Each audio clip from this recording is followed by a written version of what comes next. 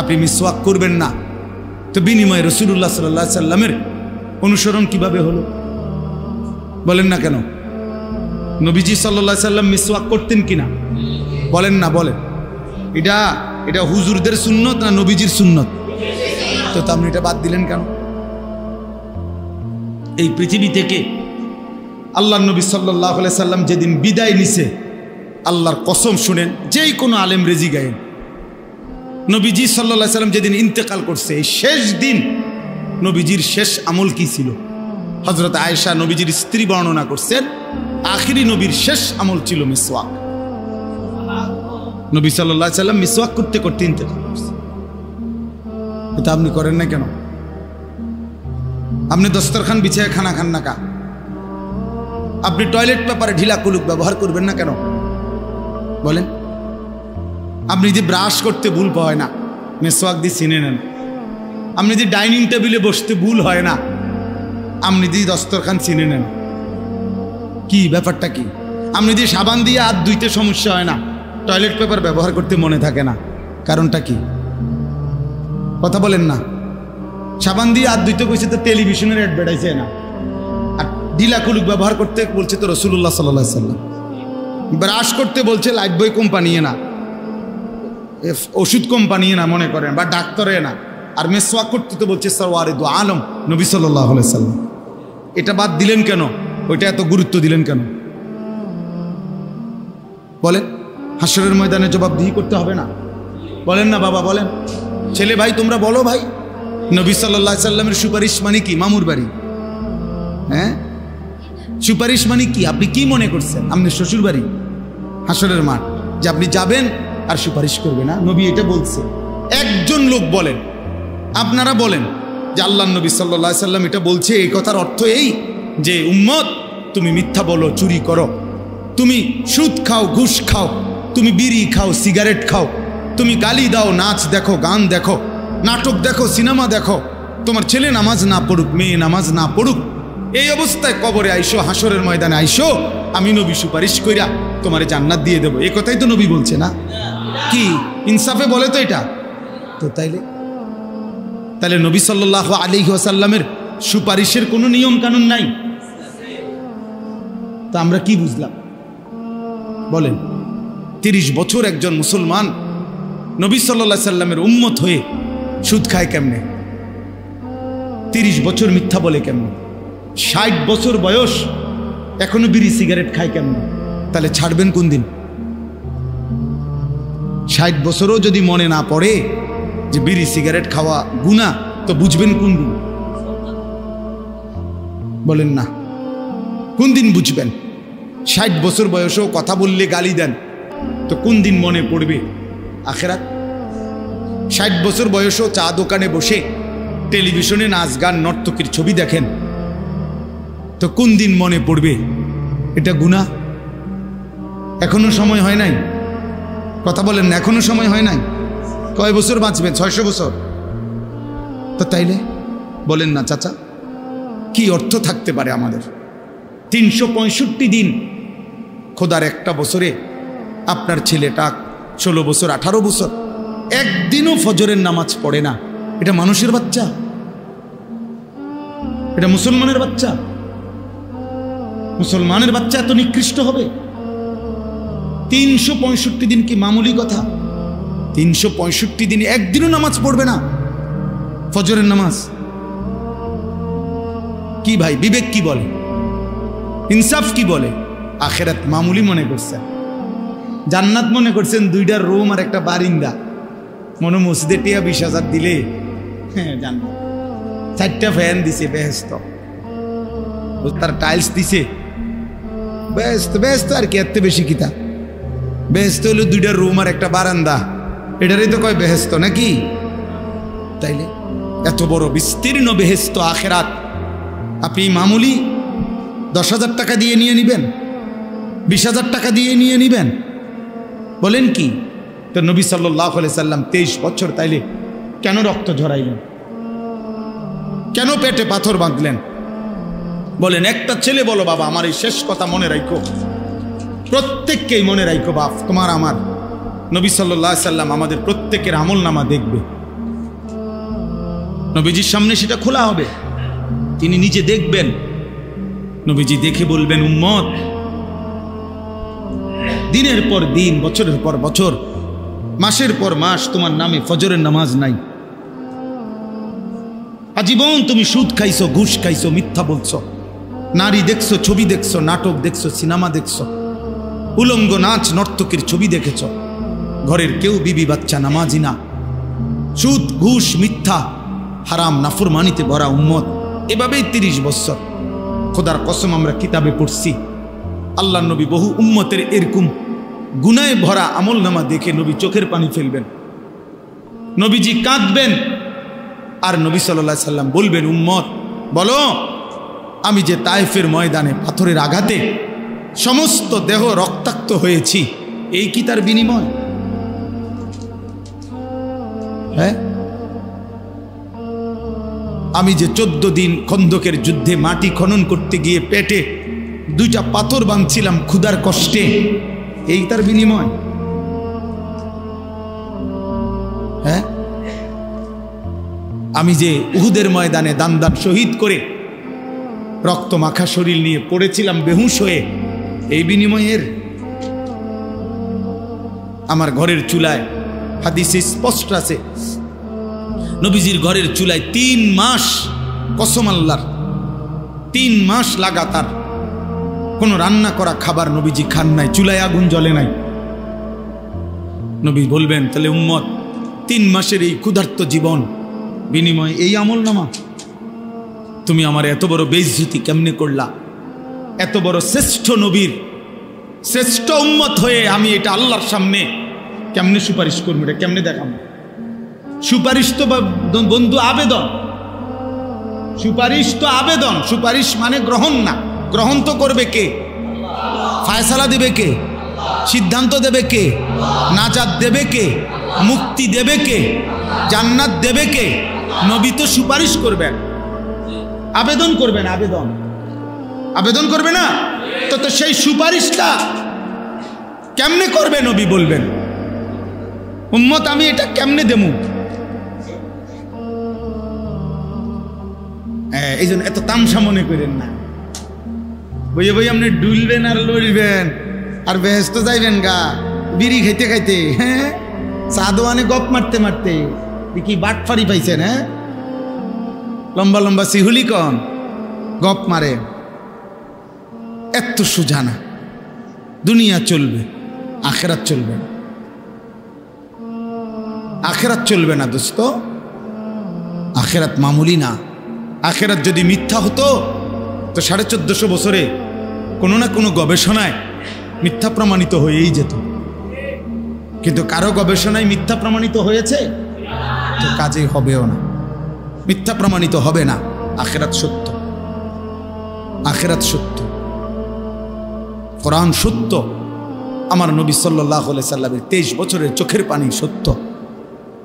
নবীজি বলছেন, বহু উম্মতকে আমি তাড়িয়ে দেব। হাসরের ময়দানে নবীজি ডাক বলবেন, সুহকান সুহ লিমান গায়্যারা বাদি, যা বেঈমান সর, দূর হ, দূর। কাজে আপনি আমার জন্য দোয়া করেন, আমি আপনার জন্য দোয়া। চলেন মিলেমিশে সবাই আল্লাহকে রাজি করি, রাসূলুল্লাহ সাল্লাল্লাহু আলাইহি সাল্লামের সুন্নাতের উপরে জীবন চলবে। এই নাফরমানি আর করব না। এরপরে উনি এই হুজুর ইমাম শুবা ওনার দরবারে গিয়ে তওবা করে আবার নতুন করে হাদিস শেখা শুরু করছে। অল্প সময়ের ব্যবধানে উনি ওই পৃথিবীতে ওই জামানার সর্বশ্রেষ্ঠ মুহাদ্দিস হয়ে গেছে। আবু দাউদ হাদিসের 6টা কিতাব আছে, আপনারা জানেন না? নাম শুনছেন না যে হাদিসের 6টা বড় প্রসিদ্ধ বিখ্যাত কিতাব আছে? বুখারী শরীফ, মুসলিম শরীফ, তিরমিজি শরীফ, আবু দাউদ শরীফ, নাসাই, ইবনে মাজাহ। এই আবু দাউদ শরীফের মধ্যে হাদিসের বর্ণনাকারীদের নামের মধ্যে বারবার এই যুবক মুহাদ্দিসের নাম আছে, মুহাম্মদ ইবনে মাসলামা আল কানাবি। তাহলে কি বোঝা গেল? এক হাদিস জীবন বদলে দিছে, এক আয়াত ওই ডাকাতের জীবন কি করে দিছে। এজন্য মনোযোগ দিলে এক কথায়ও আল্লাহ নবী সাল্লাল্লাহু আলাইহি সাল্লামের অথবা কোরআনের জীবন পাল্টায় যাইতে পারে। এজন্য সবাই মিলে মনোযোগ দিলে বরকত হবে। এবার আমার দ্বিতীয় কথা হলো, তোমরা যে কয়জন ছেলে হাতে মোবাইল, এগুলো সব নামাও। একজন ছেলেও আর হাতে মোবাইল ধরে ভিডিও বা রেকর্ড করা যাবে না। আমি নিষেধ করলাম, এই ছেলে নামাও নামাও। যার পছন্দ হয় না তুমি বাইরে যাও। আমার কথা যদি মানতে কষ্ট হয় উঠে চলে যাও ভাইয়া, ঘুমাইলে ভালো। রাত হইছে অনেক, ঘুমায় গেলে কোনো সমস্যা নাই। ঘুমানো কোনো অপরাধ না, ঘুমানো কোনো কবিরা গুনাও না, তুমি ঘুমায় যাও। কিন্তু আল্লাহর বাস্তার একটা ছেলেও দয়া করে মোবাইল হাতে নিবা না। আমি অনুরোধ করলাম, অনুমতিও দিলাম, চলে গেলে আমার কোনো আপত্তি নেই। আমি কোনো ভোটে দাঁড়াইছি না যে ভাইয়া আমার কোনো জনসমর্থন দরকার, আমার কোনো মার্কা দিয়ে আসছি না, আমি ইলেকশনের ওয়ার্কিং করতেছি না, ভোটে দাঁড়াইবার ইচ্ছাও নাই, কাজে আমার এই মানসিকতাও নেই। আমার আল্লাহর কথা বলা দরকার। একজন হলেও অসুবিধা নাই, 1000 জন হলেও কি নাই অসুবিধা নেই।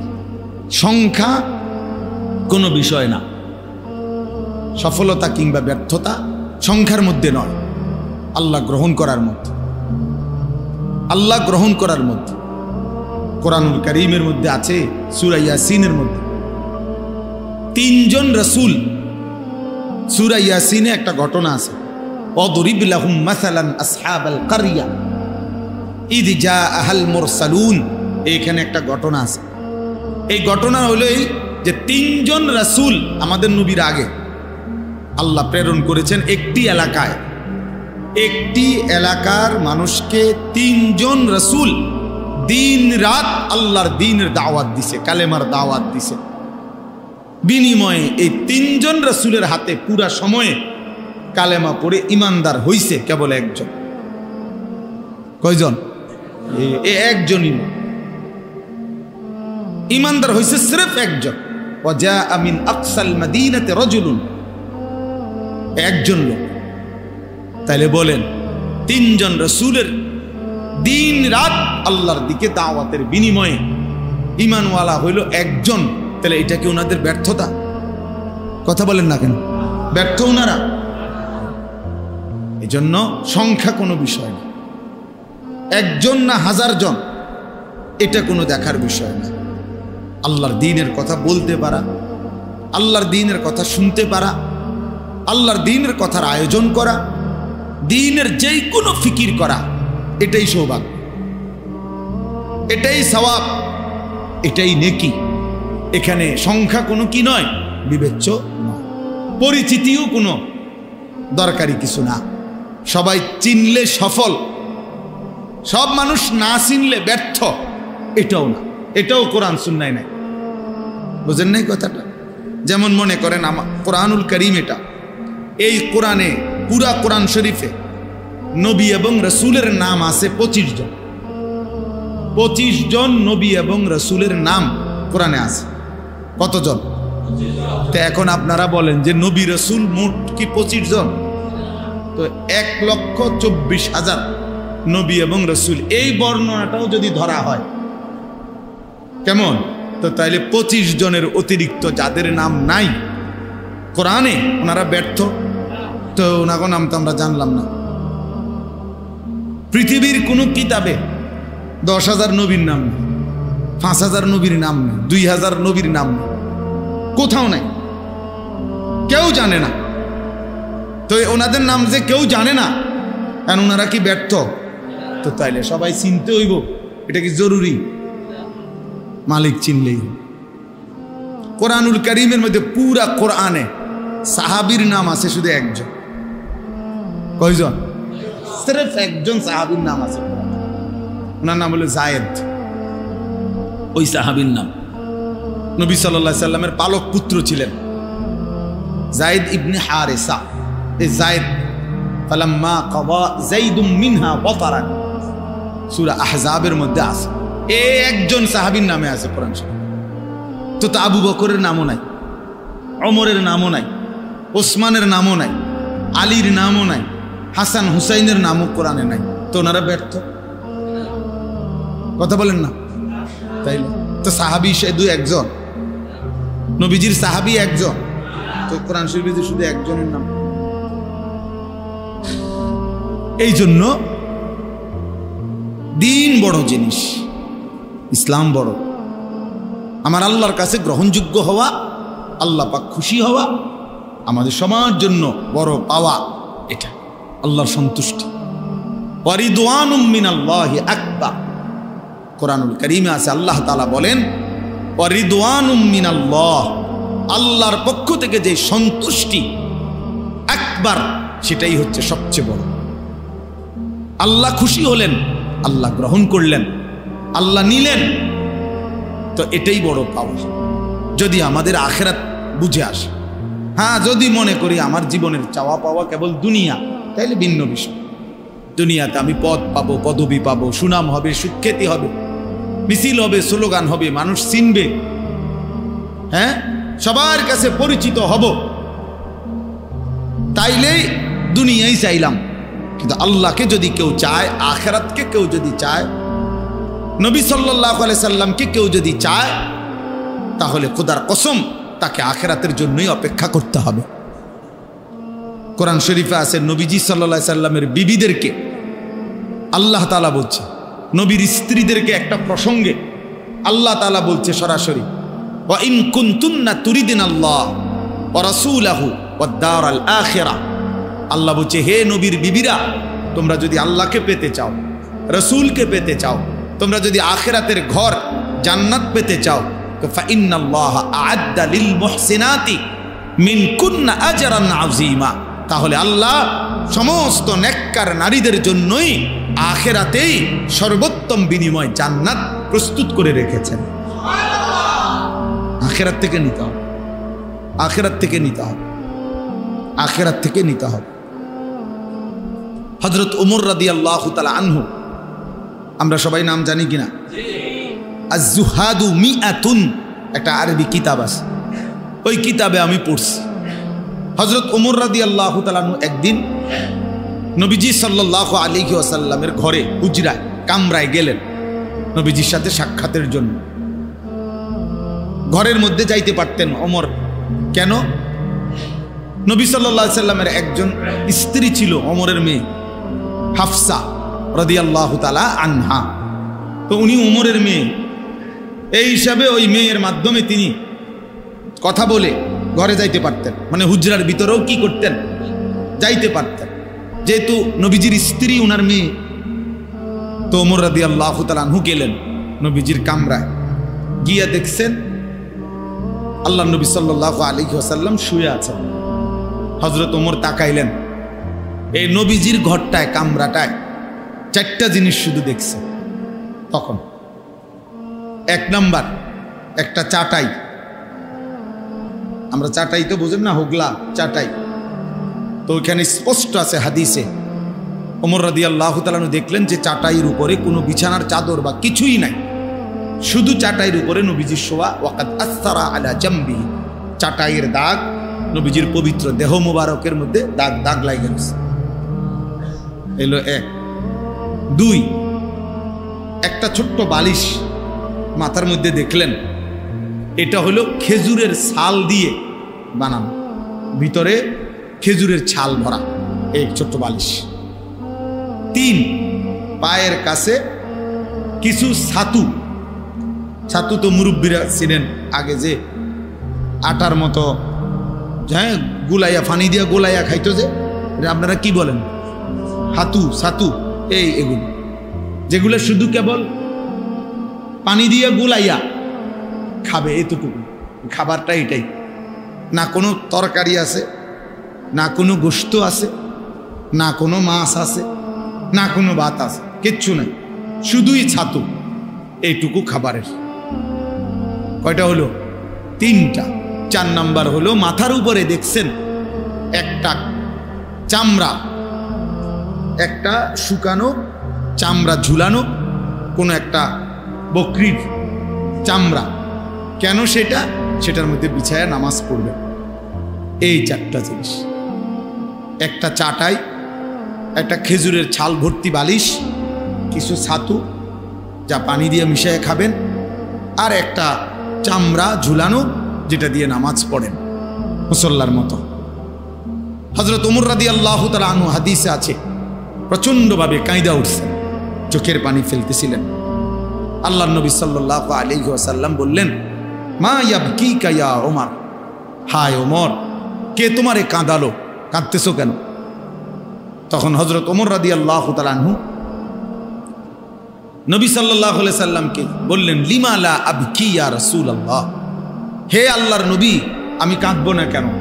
আপনার এই হালাত, আপনার এই জিন্দেগির এই দৃশ্য, ও আনতা সফওয়াতুর রাসূল, অথচ আপনি হচ্ছেন সমস্ত রাসূলদের সারাংশ, আপনি হচ্ছেন সমস্ত রাসূলদের মধ্যে শ্রেষ্ঠ না শুধু, সমস্ত রাসূলের সমস্ত সিফাত, সমস্ত গুণ, সমস্ত মর্যাদা, সমস্ত বৈশিষ্ট্যের সারাংশ আপনি রাসূল।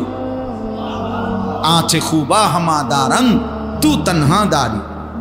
আল্লামা ইকবাল বলছে, হে নবী, ১৬ লক্ষ নবীর যত গুণ, যত বৈশিষ্ট্য, যত সিফাত, যত মুজিজা আপনার মাঝে যদি তালাশ করি, আপনি একার মাঝেই সব খুঁজে পান।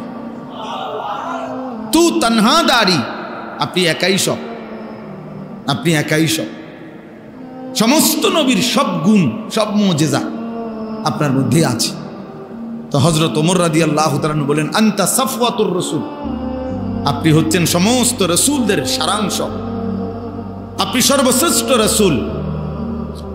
আর আপনার এই হালাত, আপনার ঘরের এই জীর্ণ শীর্ণ দশা, ওয়াল কিসরা ওয়াল কাইসার ইয়ালবাসুন আল হারির ওয়াদ দিবাজ, এবং যারা রোমের বাদশাহ, পারস্যের বাদশাহ, তিনি বললেন তারা রেশমি পোশাক, রেশমি জামা, রেশমি বিছানার মধ্যে তারা ঘুমায়, তাদের বিছানা, তাদের পোশাক রেশমের তৈরি। আর আপনার এই জীর্ণ শীর্ণ হালাত দেখে, অথচ আপনি শ্রেষ্ঠ, আপনি আল্লাহর সবচেয়ে প্রিয়, আপনি মাহবুব, আমি এই দৃশ্য দেখে কাঁদবো না কেন? এই বলে কাঁদতেছিলেন। এই তখন বাপ, যুবক ভাই, তোমাদেরকেও বলি, ছেলেরা, আমার প্রিয় ভাই, তুমি হাতে ধরে ইসলামকে ফেলে দিলা, দ্বীনকে ফেলে দিলা। তোমরা জানো না কত বড় শ্রেষ্ঠতম নিয়ামত তোমরা হাতে ইচ্ছা করে ছুঁড়ে ফেলো। তোমরা যারা নিজেদের চুল বেঈমানের মতো রাখছো ভাইয়া, তোমরা ইচ্ছা করে শ্রেষ্ঠতম ধর্ম ইসলামকে প্রত্যাখ্যান করলা। তোমরা যারা এক ওয়াক্ত নামাজ পড়ো না, আমার প্রিয় ভাই, তুমি ইচ্ছা করে নিজের হাতে নিজের সবচেয়ে বড় সফলতাটা ছুঁড়ে ফেলে দিলে, ছুঁড়ে ফেলে। তুমি জানো না তুমি কি পরিমাণ বোকামি করছো। এই পৃথিবী সবাই ভোগ করে, এই ভাত মাছ চাল ডাল, এই হাসি আনন্দ, এই রং তামাশা সবারই আছে, সবারই আছে। তুমি যদি ভিন নারী দেখে, ছবি দেখে, অশ্লীল দৃশ্য দেখে, অসভ্য নারী দেখে, উলঙ্গ ছবি দেখে মজা পাও, খোদার কসম, একজন স্বামী তার পবিত্র হালাল স্ত্রীদের থেকে তার চাইতে বেশি আরাম পায়, তার চাইতে বেশি আনন্দ পায়। কাজেই হালালের মধ্যেও তো তৃপ্তি আছে, হালালের মধ্যেও তো সুখ আছে, হালালের মধ্যেও তো আনন্দ আছে। তুমি কেন ইচ্ছা করে আল্লাহকে ছেড়ে দিলা, রসুলকে ছেড়ে দিলা, আখিরাতকে ছেড়ে দিলা? চেহারা দেখলেই বোঝা যায় অনেক ছেলে তোমরা নামাজ পড়ো না, বেনামাজি সন্তান, চেহারা দেখলেই বোঝা যায়। বেনামাজির চেহারা আর জানোয়ারের চেহারা বরাবর, বেনামাজির চেহারা আর কুত্তার চেহারা বরাবর, বেনামাজি আর কুকুর এক সমান, জানোয়ার একই সমান।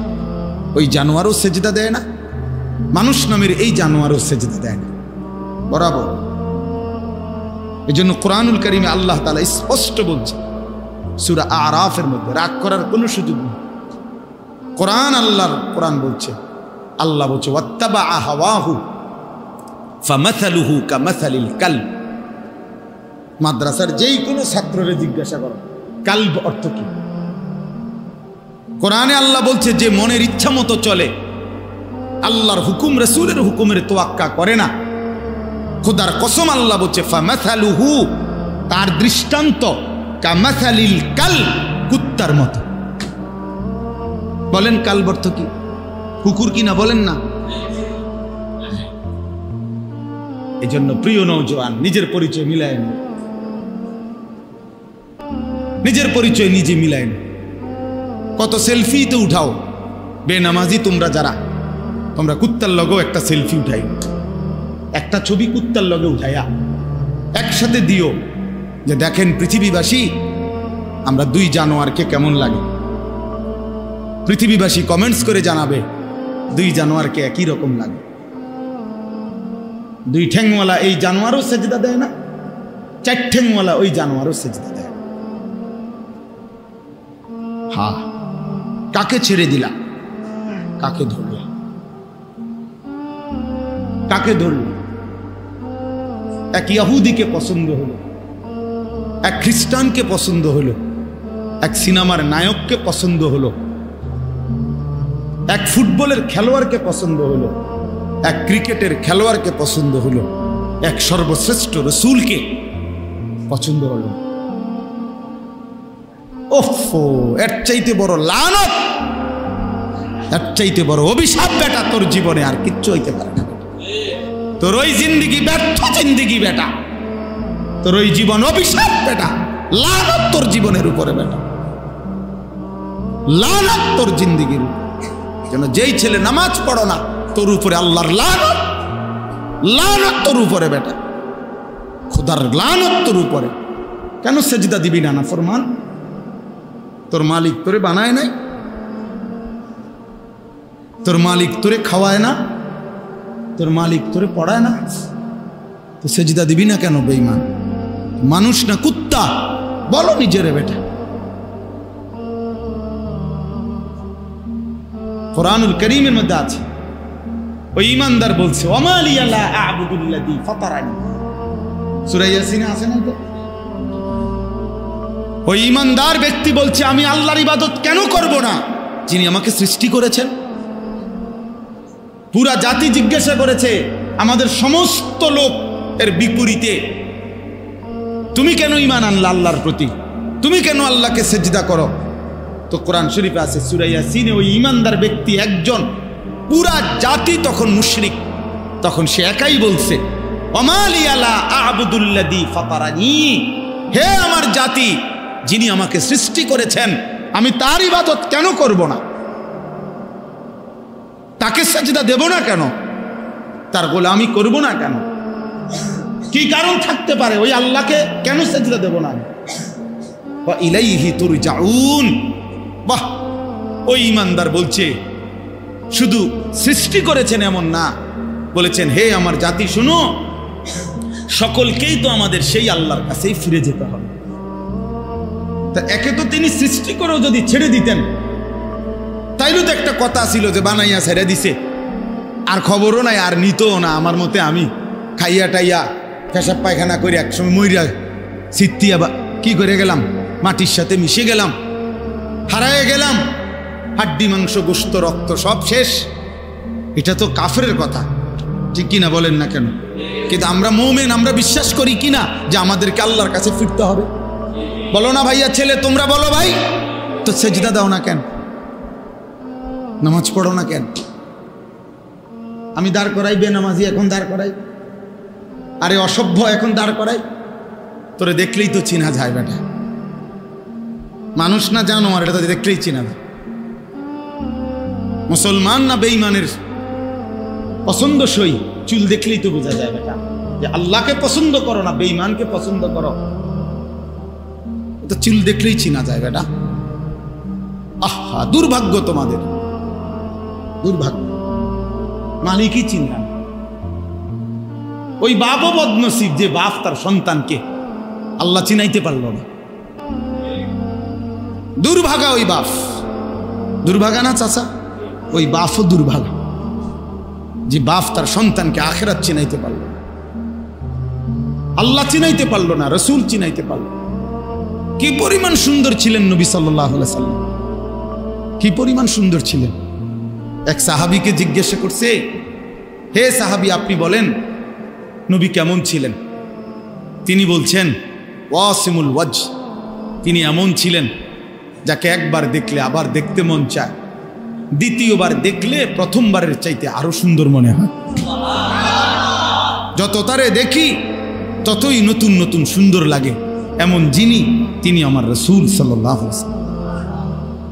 আরেক সাহাবীকে বলছেন, আপনি বলেন নবী দেখতে কেমন ছিলেন? ওই সাহাবী বলছেন কাসিমুল ওয়াজ, অর্থ হইল তিনি ছিলেন এমন যার প্রত্যেকটি অঙ্গ আলাদা আলাদা দেখলে মনে হতো সর্বশ্রেষ্ঠ সুন্দর, সারা অঙ্গ একসাথে দেখলেও মনে হইতো সর্বশ্রেষ্ঠ সুন্দর। তার চোখও আলাদা সুন্দর, কানও আলাদা সুন্দর, তার হাতও আলাদা সুন্দর, তার পুরা দেহও আলাদা সুন্দর।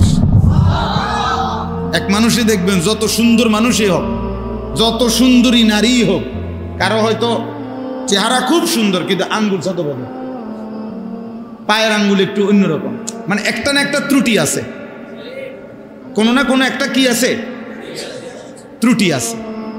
আল্লাহ তাআলা নবী সাল্লাল্লাহু আলাইহি সাল্লামের পবিত্র দেহ মোবারককে এভাবে বানিয়েছেন যে তার প্রত্যেক অঙ্গ আলাদা আলাদাও সর্বশ্রেষ্ঠ, সারা অঙ্গ একসাথে সর্বশ্রেষ্ঠ। সর্বশ্রেষ্ঠ, এত সুন্দর ছিল নবী সাল্লাল্লাহু আলাইহি ওয়াসাল্লামের চুল। হযরত বারা ইবনে আযিব, আমি নিজে হাদিসে পড়ছি, তিনি বলেন আমি একদিন নবী সাল্লাল্লাহু আলাইহি সাল্লামের বাবরি চুল আর নবীজির গায়ে একটা চাদর পরা, খোলা মাথা, মানে মাথায় তখন কাপড় বা টুপি ছিল না, এই সময় আমি দেখছি নবীজিকে একদিন। ওই সাহাবী বলতেছেন আমি একবার দেখছি। তিনি বলেন আল্লাহর কসম, কয় যে এরকম খোলা চুলওয়ালা আর চাদর পরা এমন সুন্দর কাউকে আমি জীবনে কোনোদিন আর দেখিনি। তাহলে নবী সাল্লাল্লাহু আলাইহি সাল্লামের চুল কতটা সুন্দর ছিল। আহ, বেঈমানের মতো চুল রাখলেন, বেঈমানের মতো চুল, ইহুদির মতো, খ্রিস্টানের মতো, হিন্দু বৌদ্ধ নাস্তিক মুরতাদের মতো আল্লাহকে প্রত্যাখ্যান করলাম। আল্লাহকে প্রত্যাখ্যান করল। ব্রাজিলের খেলোয়াড় মুসলমান না, আর্জেন্টিনার খেলোয়াড় মুসলমান না, সিনেমার নর্তকী চরিত্রবান না, সিনেমার নায়ক চরিত্রবান হতেই পারে না। হাজারো নারীর সাথে যে জিনা এবং ব্যভিচার, অথবা হাজারো নারীর সাথে যে প্রেমের ভালোবাসার অভিনয় করে, তো এটা তো উত্তম চরিত্র হইতে পারে না, এটা তো আখলাক হইতে পারে। সে প্রিয় হবে কেন?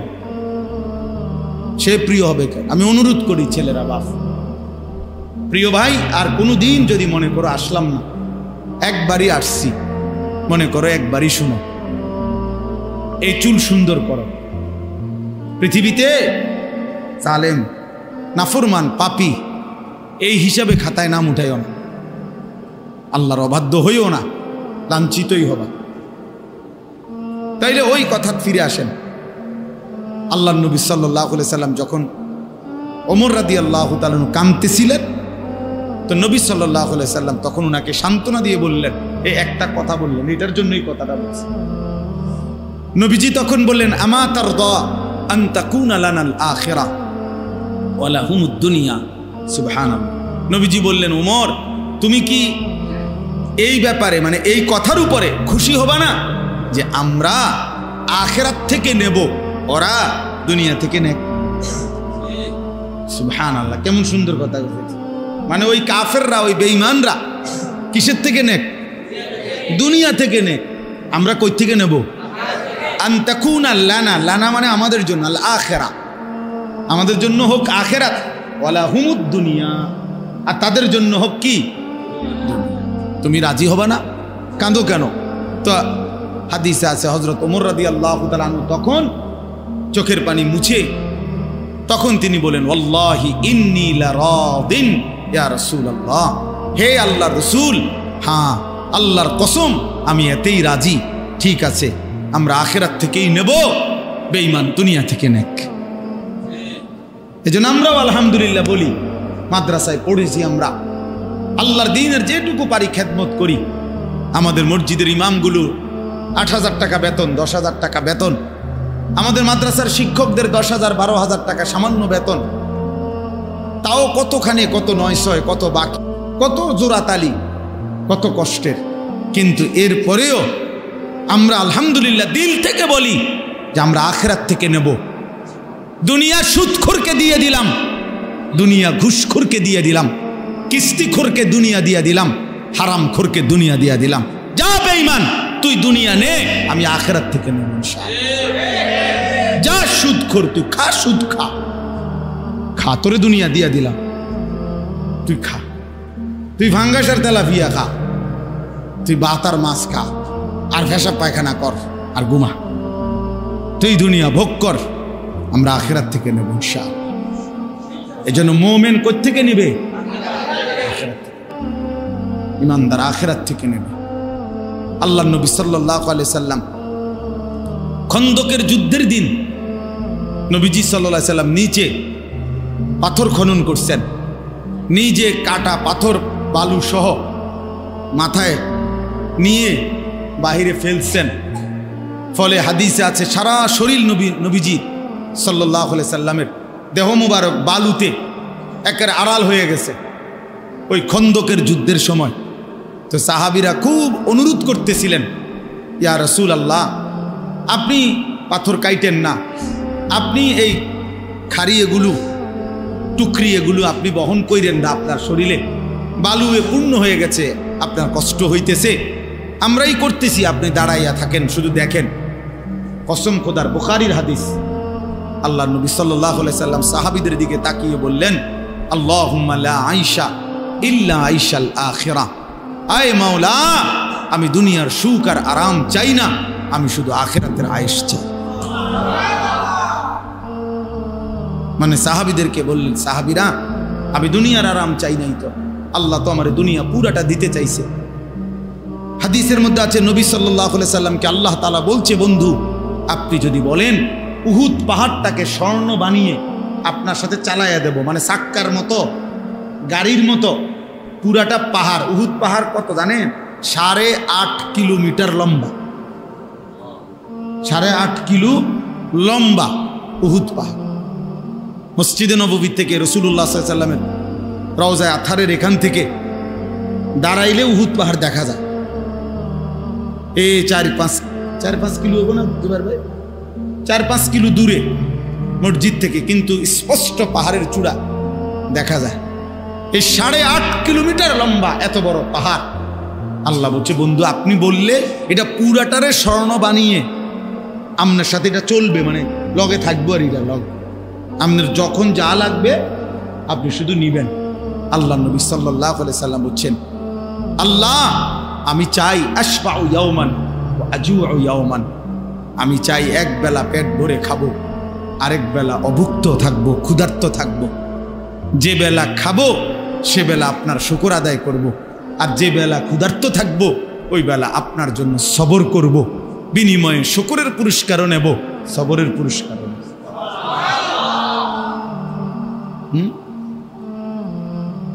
আজুউ ইয়াওমান আশবাউ ইয়াওমান। এজন্য নবী সাল্লাল্লাহু আলাইহি সাল্লামকে চেনা দরকার, আল্লাহকে চেনা দরকার, আখিরাতকে চেনা দরকার। আজকে আমরা এটা বোঝা উচিত। আমাদের বাবারা যারা আছেন, আপনারা যদি আপনাদের সন্তানের দিকে নজর না দেন, বাপ, আগামী প্রজন্ম ইসলাম পাবে না।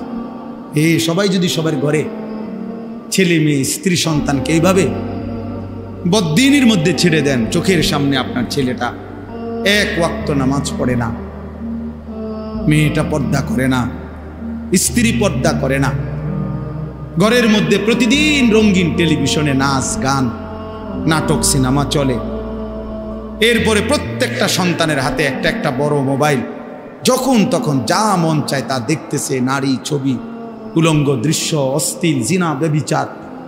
তো এভাবে যদি আগামী 50 বছর চলে, আগামী 30 বছর চলে, তো এর পরের জেনারেশনের কি অবস্থা হবে বলে?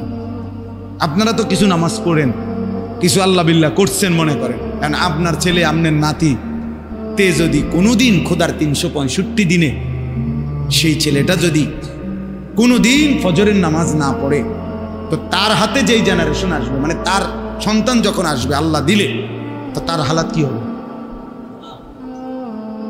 বলেন ভাই? ইনসাফ কি বলে?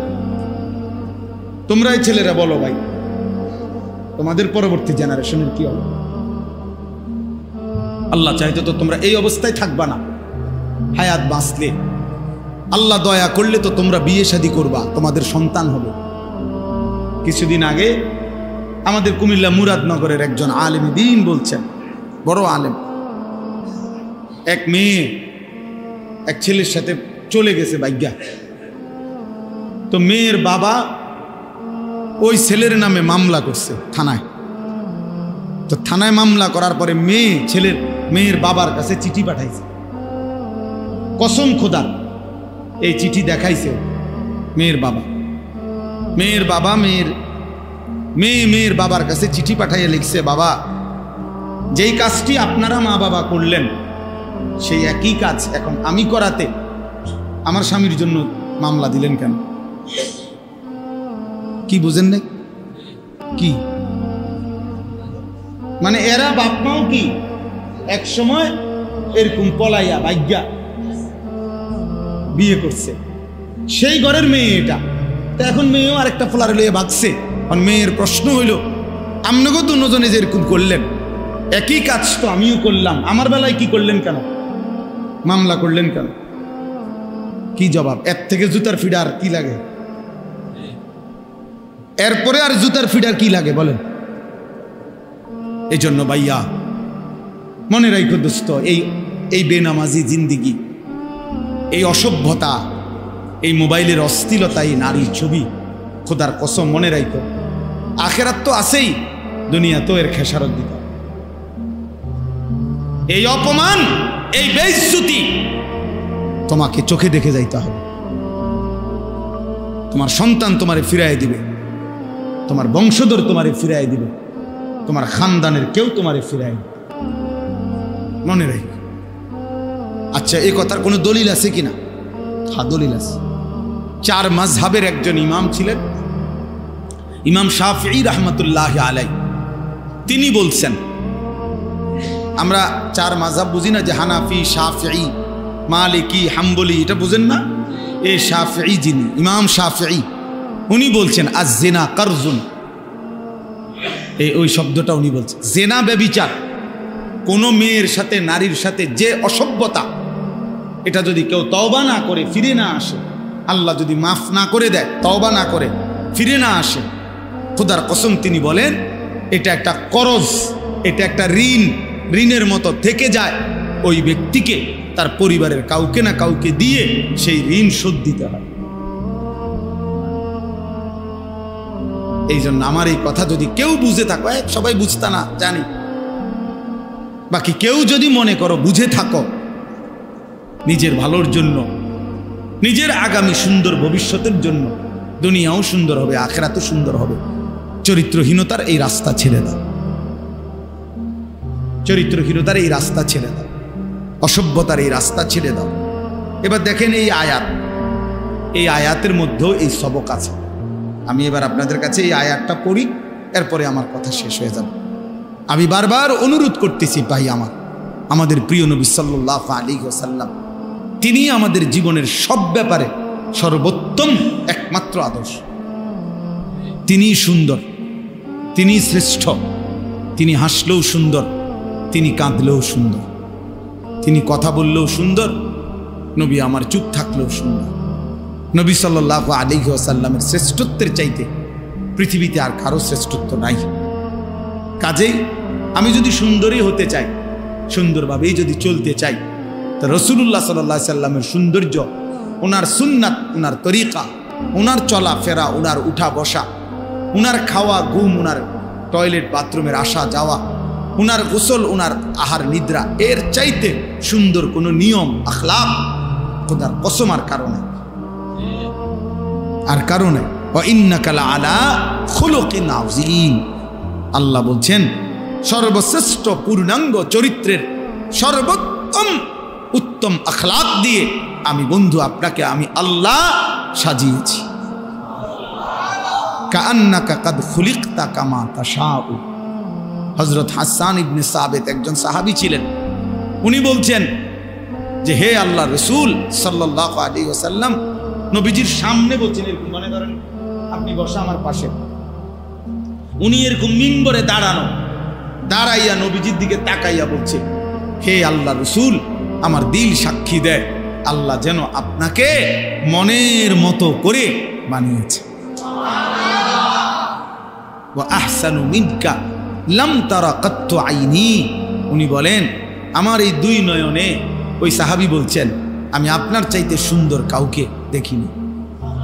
ওয়া আজমালু মিনকা লাম তালিদিন নিসাউ। এরপরের লাইনে উনি বলছে কবিতা যে হে আল্লাহ রসুল, কেন আপনার চাইতে সুন্দর কাউকে দেখি নাই? কেন কেন দেখি নাই? উনি নিজেই উত্তর দিছে, কারণ এর চাইতে সুন্দর কাউকে এই কোটা কায়নাতে আর কোনো মা এর চাইতে সুন্দর কোনো সন্তান প্রসব করে নাই। এমন সুন্দর আর কেউ কোনো মা জন্মই দেয়। খুলিকতা মুবাররাআম মিন কুল্লি আইব। এরপরে তৃতীয় নম্বর লাইনে তিনি বলছে, আপনাকে যেন আল্লাহ তাআলা সমস্ত দোষ আর ত্রুটি থেকে পবিত্র করেই বানিয়েছে। আমরা কিতাবে পড়ছি, উর্দু কিতাবে, যে আল্লাহ তাআলা গুনাহ, পাপ, ত্রুটি, মনে করেন অপরাধ, এগুলোকে আমাদের বেলায় বলছেন তোমরা পাপ করো না, গুনাহ করো না, নাফরমানি করো না, অবাধ্যতা করো না, বলছে কি না? আর ওই গুনাহকে বলছে, পাপকে বলছে তুমি আমার বন্ধুর কাছে যাইও না। বুঝেন নাই কথা? আমগরে বলছে তোমরা পাপের কাছে যাইও না, আর পাপরে বলছে তুমি আমার দোস্তের কাছে যাইও না। সাবধান। কাআন্নাকা কাদ খুলিকতা কামা তাশাউ। এরপরের লাইন যেটা আগে বলে ফেলছি, অর্থাৎ তিনি চতুর্থ নম্বর লাইনে বলছেন, হে আল্লাহর নবী, মনে হয় আপনাকে আল্লাহ নিজের মনের মতো করে সাজিয়েছেন। তাইলে আজকে আপনারা বাবারা বুঝতে শিখেন, নবী সাল্লাল্লাহু আলাইহি ওয়াসাল্লামের সৌন্দর্য কেন ছেড়ে দিলেন? দাড়ি কাটলেন কেন? কেন দাড়ি কাটলেন? এই পৃথিবীতে গত 1450 বছরের ভিতরে পৃথিবীর ইতিহাসের কোনো বুদ্ধিজীবী, কোনো পণ্ডিত, কোনো গবেষক, কোনো দার্শনিক, কোনো বিবেকবান ব্যক্তি একেবারে হিন্দু, বৌদ্ধ, ইহুদি, খ্রিস্টান, এমনকি নাস্তিক, মুরতাদ, মানে যে আল্লাহরে মানে না, সৃষ্টিকর্তাও মানে না, এমন কোন বেঈমানও এই পৃথিবীতে খোদার কসম আজকের এই দিন পর্যন্ত কোনো যুক্তি দিয়া প্রমাণ করতে পারে নাই, বলে নাই যে দাড়িবিহীন চেহারার মধ্যে সৌন্দর্যের কিছু আছে আলাদা। এটা কি সেটা? এটা কোনো বেঈমানই পর্যন্ত প্রমাণ করতে পারে না। আমি চ্যালেঞ্জ করলাম, আমার নাম আনিসুর রহমান, আমি চ্যালেঞ্জ করি, আমি জেনারেল লাইনে পড়ালেখা করছি, কারোর কাছে কোনো যুক্তি থাকলে কই। কুমিল্লা ভিক্টোরিয়া কলেজ থেকে মাস্টার্স পাস করা, কথা বুঝছেন না? বললেন আপনার কাছে থাকলে বলি, আমি আবার আমো, দরকার হলে মেয়েলের মধ্যে বিচার হইব, মেয়েলের বিচার হইব, দরকার হলে চেয়ারম্যান মেম্বার লইয়া বিচার হইব, দরকার হলে জুতার ফিরা দিলেন, কিন্তু আমি প্রমাণ করে দিয়ে দাড়িবিহীন চেহারায় এক ফোঁটা কোনো সৌন্দর্য আছে কিনা, আলাদা কোনো বিশেষত্ব আছে কিনা, এটা পৃথিবীর কেউ বলতে পারে না। তো এটা কেন রাখবো আমি? একটা যুক্তি তো থাকতে হবে, যেটার মধ্যে একটা কি আছে, দাড়িওয়ালা চেহারার মধ্যে যুক্তি আছে, যে এটা রাসূলুল্লাহ সাল্লাল্লাহু আলাইহি সাল্লামের সৌন্দর্য, আর তিনি যে সবচেয়ে সুন্দর ছিলেন এটা প্রমাণিত, ঠিক কিনা বলেন না? তাহলে এটার উপরে তো আমি যুক্তি দেখাইলাম, প্রমাণ দেখাইলাম, আপনারটার উপরে আপনি দেখান, আপনারটার উপর আপনি দেখান। যদি বলেন মহিলাদের কাছে সুন্দর লাগে, তা আমরা বেডি কি গেছে গা, আমরা কি উদাসী রেখাই? আমরা বিয়ে করছি না, আমরা দাড়িওয়ালা বেড হইতে সব আমরা বইয়ে বইয়ে বহন খাইয়ে দেয় নাকি? আমরা বউ নাই তো, তাইলে তো কি পয়েন্ট কি? একটা বলে যে না একটা কাজ বেশি করতে পারে, একটা কোনো কাজ কিছুই না, শুধু নফসের অনুসরণ, মনের চাহিদার অনুসরণ বাবা, আর কিচ্ছু না, আর কিছুই না। এই জন্য প্রিয় যুবক, বুঝতে শিখো, কমপক্ষে যুক্তিতে আসো, তুমি তর্কই করো, দরকার হলে তর্ক করো, তর্ক করে প্রমাণ করে দাও যে মুসলমানের চুলের চাইতে ইহুদি, খ্রিস্টান, নাস্তিক, মুরতাদ অথবা এই সেলুনের নাম পরিচয়হীন ওই মানুষগুলোর চুল সুন্দর, এর কোনো তর্কদর্জি করতে যুক্তি থাকে সেটা দেখো। বুঝেন না, যে সেলুনের মধ্যে যে চারিদিকে লাগানো থাকে যে কোবাইনা কাটিং যে চুলগুলা, এগুলা তো মূলত সাফাতি কাটিং চুল। অর্থাৎ এর মূল বিষয়টা হইল তারে কোনোখানে আকামে বা কুকামে ধরা খাইছে, সাফাতি দিয়ে কোপাইছে এখানে এখানে ওইখানে, বুঝো না ভাই? তো এই যে কূপ দিছে, যার যেখান দিয়ে সিলাই লাগছে আর হেন্দি আর চুল উঠছে না। হ্যাঁ হ্যাঁ, এই জন্য এগুলা তারে, এটা তো যুগ যুগ ধরে। তুমি যেই কোন আমি বাদ দাও, তোমরা একজন বয়স্ক লোককে জিজ্ঞাসা করো, একটা ছেলে বলো যে আগে এরকম এখানে চুল কাটা, এখানে চুল উঠানো, এখানে এই যে চুল, এগুলো আগে গ্রাম অঞ্চলে নিয়ম ছিল। যেই কোনোখানে কোনো আকাম কুকামে ধরা খাইলে এরকম বিভিন্ন খান দিয়ে চুল কাইটটা ছেড়ে দিত, ছিল না? এটা মানুষ দেখলেই বুঝতো তাই না ধরা খাইছে, তাই নাকি ধরা খাইছে, নিশ্চিত এটাই ছিল। আজকের যুবক নিজের টাকা দিয়া নিজে এরকম বিশ্রী চুল কাইটা সে নিজেই নিজেকে প্রমাণ করে যে আমি ধরা খাইছি, আর কোনো কারণ নাই। তো রাসূলুল্লাহ সাল্লাল্লাহু আলাইহি সাল্লামের চুল পছন্দ হবে না কেন?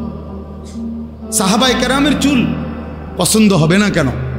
আউলিয়ায়ে কেরামের চুল পছন্দ হবে না কেন? ওলামায়ে কেরামের চুল পছন্দ হবে না কেন? এটা যুক্তিটা কি? তাই না, কোনো যুক্তি নেই। আল্লাহ আমাদেরকে বুঝার তৌফিক দান করেন, আল্লাহ আমাদেরকে মাফ করে দেন, আল্লাহ আমাদেরকে কবুল করে নেন। আমরা যদি সুন্দর হই, আমাদের আখলাক যদি সুন্দর হয়, আমাদের জীবন যদি সুন্দর হয়, আমরা যদি আল্লাহর দিকে ফিরি, আমরা যদি রাসূলুল্লাহ সাল্লাল্লাহু আলাইহি সাল্লামের দিকে ফিরে আসি, খোদার কসম ইনশাআল্লাহ, প্রিয় ভাই বাবাদেরকেও বলি, বাবারা দোয়া করবেন আপনারা, আর যুবক ভাই তোমরা হিম্মত করো, ইনশাআল্লাহ সারা পৃথিবীতে মুসলমানের কালেমার বিজয় হবেই হবে, ইনশাআল্লাহ হবেই হবে, ইনশাআল্লাহ। মনে রাখো ইসরায়েল আর ফিলিস্তিন যুদ্ধ না, এটা ঈমান আর কুফরের যুদ্ধ। ফিলিস্তিন ঈমানের প্রতীক, ইসরায়েল কুফরের প্রতীক। এই যুদ্ধ দুই দেশের যুদ্ধ না, এটা কিসের প্রতীক? ঈমান আর কুফরের যুদ্ধ। ঠিক পাকিস্তান এবং ভারত, এটা দুই দেশের যুদ্ধ না, এটা ঈমান আর কুফরের যুদ্ধ। আর আলহামদুলিল্লাহ ঈমান আর কুফরের যুদ্ধে মুমিন জিতেছে, আলহামদুলিল্লাহ, আলহামদুলিল্লাহ। মুমিনের বিজয় হয়েছে, ঈমানদারের বিজয় হয়েছে। ফজরের নামাজ পড়ে চূড়ান্ত আক্রমণ করছে, ফজরের নামাজ পড়ে আক্রমণ শুরু হয়েছে। পাকিস্তানের মুজাহিদরা, সৈন্যরা আক্রমণ করছে। আলহামদুলিল্লাহ সন্ধ্যা হইতে হইতেই দুশমন আত্মসমর্পণ করতে বাধ্য হয়েছে। এই জন্য আমি অনেক সময়, আমি এটা নতুন কালকে দেখছি জুবায়ের ভাই, যে আশ্চর্য, আজীবন আমরা কোরআন শরীফে আছে এটা, যে মুমিন মানে যুদ্ধের প্রধানতম টাইম ফজর। কোথায়? ওয়াল আদিয়াতি দবহা ফাল মুরিয়াতি কদহা ফাল মুগীরাতি সুবহা। এই সুবহ মানে ভোর, ফজর। দুশমনের মোকাবেলায় আক্রমণ হবে ফজর। এই পাকিস্তানি মুজাহিদ ফজরের নামাজের সময় আক্রমণ করছে, আল্লাহু আকবার বলে, নারে তাকবীর বলে মিসাইল ছুটছে, তছনছ হয়ে গেছে। আজকে এত বছর ধরে না, হ্যাঁ, আমরা তো গত ফ্যাসিস্টের আমলে বুঝতেই পারি নাই, আমরা মনে করছি ভারত জানি কত শক্তিশালী। এখন না বুঝি বে বে, এখন না বুঝি বে বে। এখন তো ইনশাআল্লাহ আমরাও লড়তে রাজি আছি, ইনশাআল্লাহ আমার বাংলাদেশও লড়তে রাজি আছে, ইনশাআল্লাহ এদেশের যুবকরাও লড়বে, ইনশাআল্লাহ ইনশাআল্লাহ। হ্যাঁ হ্যাঁ, একই রাতে বেঈমানেরও দাফন হয়েছে, একই রাতে ফ্যাসিস্টেরও দাফন হয়েছে, একসাথে। এজন্য ইনশাআল্লাহ মনে রেখো ভাইয়া, বিজয় মুমিনের, বিজয় হবে কালেমার, বিজয় হবে ইসলামের। এ খুব দ্রুত দেখো, ফিলিস্তিন ইনশাআল্লাহ একদিন বিজয়ের পতাকা উড়বে। একদিন ঘুম থেকে জেগে শুনবেন গাজার মুসলমান জিতে গেছে, ফিলিস্তিন জিতে গেছে। ইসরায়েলের কুত্তারা হারবেই, হারবেই, বেঈমান হারবেই, বেঈমান হারবে। এজন্য প্রিয় ভাই, আগামী দিনে ইসলামের জন্য যদি তোমাকে আল্লাহ নেয় তাহলে তোমার সফলতা। আর আল্লাহ যদি মুনাফিক হিসাবে ফেলে দেয়, বদরের যুদ্ধ হয়েছে, মুনাফিক অংশগ্রহণ করতে পারে নাই। উহুদের যুদ্ধ মুসলমান যুদ্ধ করছে, মুনাফিক কি করতে পারে নাই? অংশগ্রহণ করতে পারে নাই। তাবুকের যুদ্ধ হয়েছে, মুসলমান বিজয় লাভ করছে, কিন্তু মুনাফিকরা কি করতে পারে নাই? অংশগ্রহণ করতে। এই জন্য কাপুরুষ পারবা না, সেজদাবিহীন, নামাজবিহীন, বন্দিগিবিহীন রাসূলুল্লাহ সাল্লাল্লাহু আলাইহি সাল্লামের কাফেলায় অন্তর্ভুক্ত হবে না। আমার ভাই, নিজেকে ধোঁকা দিয়েন না, নিজেরে ধোঁকা দিয়েন না। রাসূলুল্লাহ সাল্লাল্লাহু আলাইহি সাল্লামের ভালোবাসার দাবি করেন, আপনি আমার দলভুক্ত হওয়ার দরকার নেই।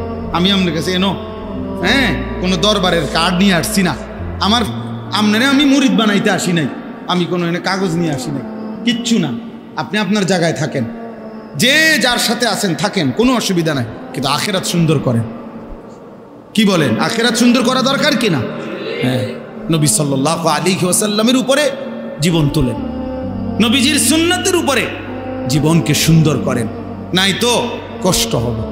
ভালোবাসার দাবিতে যদি অনুসরণ না থাকে, সেই ভালোবাসা মিথ্যা প্রমাণিত হয়। এটা একেবারে বিশ্বাস করেন, এটা ঠেলাঠেলির কথা না।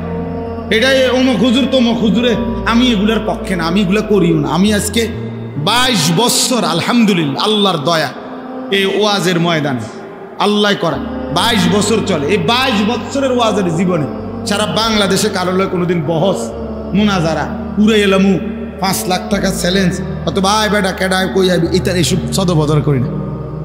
আমার কারোর সাথে কোনো দ্বন্দ্ব না, মানে কারোর সাথে এরকম হামকি দমকি করা আমার পছন্দ না। তা আমার বলার উদ্দেশ্য হলো, প্রিয় ভাই, আমি এবং আপনি প্রত্যেকেই নিজের জীবন মাথার চুল থেকে পায়ের নখ, ঘর পরিবার, বাজার, ব্যবসা, আয় রোজগার, চাল চলন, উঠা বসা রাসূলুল্লাহ সাল্লাল্লাহু আলাইহি সাল্লামের সুন্নাতের উপরে উঠাইতে হবে, নাইলে আটকাই যাবেন ভাইয়া। এ দুনিয়া চলবে, দুনিয়া সবাই ভাত খায়, দুনিয়া চলা কোনো আশ্চর্য কিছু না, ঠিক কিনা বলেন না কেন? দুনিয়া ভাত মাছ চাল ডাল, দুনিয়ার মাতবুরি অহংকারী, এটি তো কাফের বেঈমানও করতেছে, অমুসলিমও করতেছে। যে সেজদা দেয় সেও খায়, যে সেজদা দেয় না সেও খায়, খায় কি না বলেন? সেও খায়। তাহলে দুনিয়া চলতেছে কিনা এটা দেখার বিষয় না, দেখার বিষয় হলো আখিরাত চলবে কিনা, পরকাল চলবে কিনা, সেটা দেখার বিষয়, সেটা দেখার বিষয়। আল্লাহ আমাদেরকে তৌফিক দান করে, আল্লাহ আমাদেরকে কবুল করে নেন। আমাদের দরকার আমরা আল্লাহর দিকে ফিরতে হবে। তুবু ইলাল্লাহি জামিআন আইয়ুহাল মুমিনুন, আল্লাহ বলছে হে মুমিন, তওবা করে গুনাহ ছেড়ে আল্লাহর দিকে ফিরে আসো। কার দিকে? ওয়া আনিবু ইলা রাব্বিকুম, আল্লাহ বলছে তোমরা তোমাদের রব আল্লাহর দিকে ঝুঁকে পড়ো।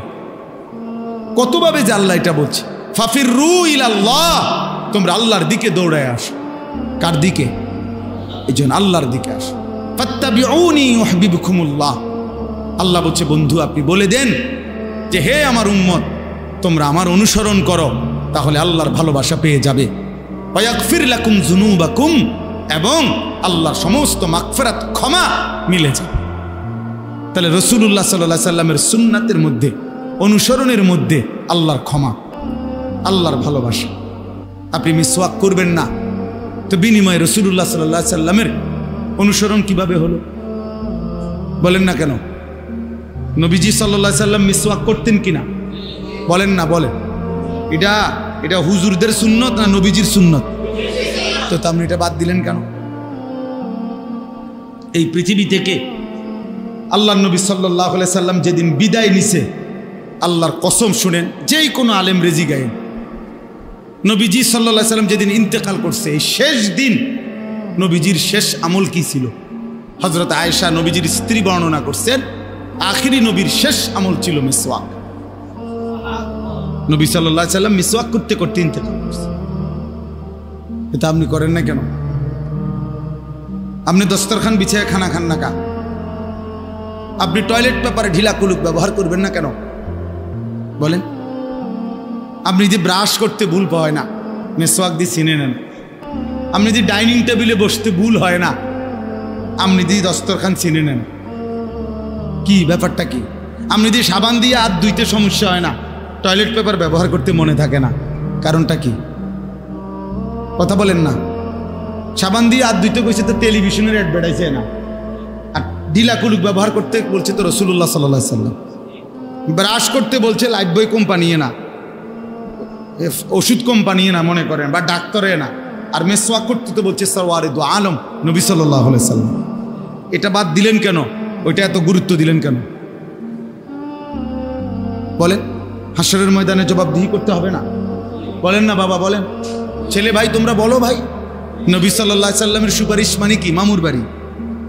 হ্যাঁ, সুপারিশ মানে কি? আপনি কি মনে করছেন আপনার শ্বশুর বাড়ি হাসরের মাঠ যে আপনি যাবেন আর সুপারিশ করবে না? নবী এটা বলছে।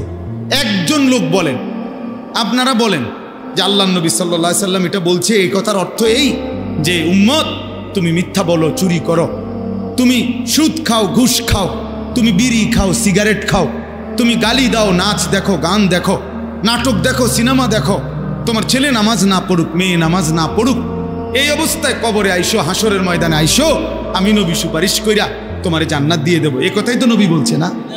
কি ইনসাফে বলে তো এটা? তো তাইলে নবী সাল্লাল্লাহু আলাইহি ওয়াসাল্লামের সুপারিশের কোনো নিয়ম কানুন নাই। তা আমরা কি বুঝলাম বলেন? 30 বছর একজন মুসলমান নবী সাল্লাল্লাহু আলাইহি সাল্লামের উম্মত হয়ে সুদ খায় কেমনে? 30 বছর মিথ্যা বলে কেমনে? 60 বছর বয়স এখনো বিড়ি সিগারেট খায় কেমনে? তাহলে ছাড়বেন কোন দিন? 60 বছরও যদি মনে না পড়ে যে বিড়ি সিগারেট খাওয়া গুনাহ, তো বুঝবেন কোন দিন? বলেন না, কোন দিন বুঝবেন? 60 বছর বয়সেও কথা বললে গালি দেন, তো কোন দিন মনে পড়বে আখিরাত? 60 বছর বয়সেও চা দোকানে বসে টেলিভিশনে নাচ গান নর্তকীর ছবি দেখেন, তো কোন দিন মনে পড়বে এটা গুনাহ? এখনো সময় হয় নাই? কথা বলেন না, এখনো সময় হয় নাই? কয় বছর বাঁচবেন? 600 বছর? তো তাইলে বলেন না চাচা, কি অর্থ থাকতে পারে আমাদের? 365 দিন খোদার একটা বছরে আপনার ছেলেটা 16 বছর 18 বছর একদিনও ফজরের নামাজ পড়ে না। এটা মানুষের বাচ্চা? এটা মুসলমানের বাচ্চা? মুসলমানের বাচ্চা এত নিকৃষ্ট হবে? 365 দিন কি মামুলি কথা? 365 দিন একদিনও নামাজ পড়বে না, ফজরের নামাজ। কি ভাই, বিবেক কি বলে? ইনসাফ কি বলে? আখিরাত মামুলি মনে করছেন, জান্নাত মনে করছেন 2টা রুম আর একটা বারিন্দা। মনে মসজিদে টিয়া 20,000 দিলে জান্নাত। 4টা ফ্যান দিছে, ব্যস্ত, তার টাইলস দিছে, ব্যস্ত ব্যস্ত আর কি, এত বেশি কিতা? বেহেশত হলো 2টা রুম আর একটা বারান্দা, এটারই তো কয় বেহেশত নাকি? তাইলে এত বড় বিস্তীর্ণ বেহেশত আখিরাত আপনি মামুলি 10,000 টাকা দিয়ে নিয়ে নিবেন, 20,000 টাকা দিয়ে নিয়ে নিবেন? বলেন কি? তো নবী সাল্লাল্লাহু আলাইহি সাল্লাম 23 বছর তাইলে কেন রক্ত ঝরাইলেন? কেন পেটে পাথর বাঁধলেন? বলেন, একটা ছেলে বলো বাবা আমার এই শেষ কথা মনে রাখো, প্রত্যেককেই মনে রাখো বাপ, তোমার আমার নবী সাল্লাল্লাহু আলাইহি সাল্লাম আমাদের প্রত্যেকের আমলনামা দেখবে, নবীজির সামনে সেটা খোলা হবে, তিনি নিজে দেখবেন। নবীজি দেখে বলবেন, উম্মত দিনের পর দিন, বছরের পর বছর, মাসের পর মাস তোমার নামে ফজরের নামাজ নাই, আজীবন তুমি সুদ খাইছো, ঘুষ খাইছো, মিথ্যা বলছো, নারী দেখছো, ছবি দেখছো, নাটক দেখছো, সিনেমা দেখছো, উলঙ্গ নাচ নর্তকীর ছবি দেখেছ, ঘরের কেউ বিবি বাচ্চা নামাজি না, সুদ ঘুষ মিথ্যা হারাম নাফরমানিতে ভরা উম্মত। এভাবেই 30 বছর। খোদার কসম আমরা কিতাবে পড়ছি, আল্লাহ নবী বহু উম্মতের এরকম গুনাহে ভরা আমলনামা দেখে নবী চোখের পানি ফেলবেন, নবীজি কাঁদবেন, আর নবী সাল্লাল্লাহু আলাইহি সাল্লাম বলবেন, উম্মত বলো আমি যে তায়েফের ময়দানে পাথরের আঘাতে সমস্ত দেহ রক্তাক্ত হয়েছি, এই কি তার বিনিময়? হ্যাঁ, আমি যে 14 দিন খন্দকের যুদ্ধে মাটি খনন করতে গিয়ে পেটে 2টা পাথর বাঁধছিলাম ক্ষুধার কষ্টে, এই তার বিনিময়? হ্যাঁ, আমি যে উহুদের ময়দানে দান শহীদ করে রক্ত মাখা শরীর নিয়ে পড়েছিলাম বেহুশ হয়ে, এই বিনিময়ের আমার ঘরের চুলায়, হাদিসে স্পষ্ট আছে, নবীজির ঘরের চুলায় 3 মাস, কসম আল্লাহর 3 মাস লাগাতার কোনো রান্না করা খাবার নবীজি খান নাই, চুলায় আগুন জ্বলে নাই। নবী বলবেন, তাহলে উম্মত 3 মাসের এই ক্ষুধার্ত জীবন বিনিময়ে এই আমল নামা, তুমি আমার এত বড় বেইজ্জতি কেমনে করলা? এত বড় শ্রেষ্ঠ নবীর শ্রেষ্ঠ উম্মত হয়ে আমি এটা আল্লাহর সামনে কেমনে সুপারিশ করবো? এটা কেমনে দেখাবো? সুপারিশ তো বন্ধু আবেদন, সুপারিশ তো আবেদন, সুপারিশ মানে গ্রহণ না। গ্রহণ তো করবে কে? ফায়সালা দেবে কে? সিদ্ধান্ত দেবে কে? নাজাত দেবে কে? মুক্তি দেবে কে? জান্নাত দেবে কে? নবী তো সুপারিশ করবেন, আবেদন করবেন। আবেদন আবেদন করবে না তো সেই সুপারিশটা কেমনে করবে? নবী বলবেন, উম্মত আমি এটা কেমনে দেবো? এই জন্য এত তামসা মনে করেন না। বইয়ে বই আপনি ডুলবেন আর লড়বেন আর বেহেস্ত যাইবেন গা বিড়ি খাইতে খাইতে, হ্যাঁ, সাদোয়ানে গপ মারতে মারতে। দেখি বাটফারি পাইছেন? হ্যাঁ, লম্বা লম্বা সিহুলি কন গপ মারে। এত সুজানা। দুনিয়া চলবে, আখেরাত চলবে না। আখেরাত চলবে না দোস্ত, আখেরাত মামুলি না। আখেরাত যদি মিথ্যা হতো তো 1450 বছরে কোনো না কোনো গবেষণায় মিথ্যা প্রমাণিত হয়েই যেত। কিন্তু কারো গবেষণায় মিথ্যা প্রমাণিত হয়েছে তো কাজে হবেও না, মিথ্যা প্রমাণিত হবে না। আখেরাত সত্য, আখেরাত সত্য, কোরআন সত্য, আমার নবী সাল্লাল্লাহু আলাইহি সাল্লামের 23 বছরের চোখের পানি সত্য। নবীজি বলছেন, বহু উম্মতকে আমি তাড়িয়ে দেব। হাসরের ময়দানে নবীজি ডাক বলবেন, সোহকান সোহ লিমান গায়্যারা বাদি, যা বেঈমান সর, দূর হ, দূর হ। কাজে আপনি আমার জন্য দোয়া করেন, আমি আপনার জন্য দোয়া।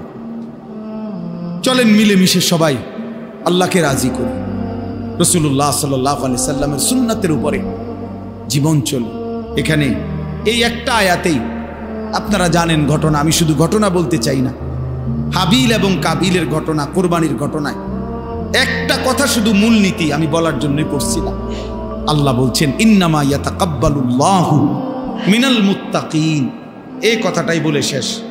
আল্লাহ তাআলা বলছেন, নিশ্চয়ই আল্লাহ তাআলা ইবাদত কবুল করেন মুত্তাকিদের, তাকওয়ার সাথে যারা যার জীবন কাটায় তাদের ইবাদতই আল্লাহ কেবল কবুল করে থাকেন।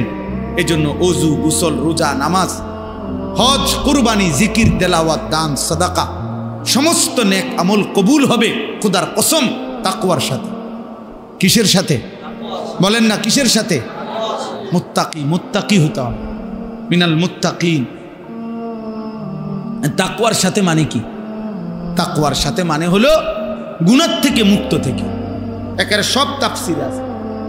নামাজ হইতে হবে গুনাহমুক্ত, রোজা হইতে হবে গুনাহমুক্ত, জিকির হইতে হবে গুনাহমুক্ত, দুরূদ শরীফ হইতে হবে গুনাহমুক্ত, তেলাওয়াত হইতে হবে গুনাহমুক্ত, দান সদকা হইতে হবে গুনাহমুক্ত, কোরবানি হইতে হবে গুনাহমুক্ত।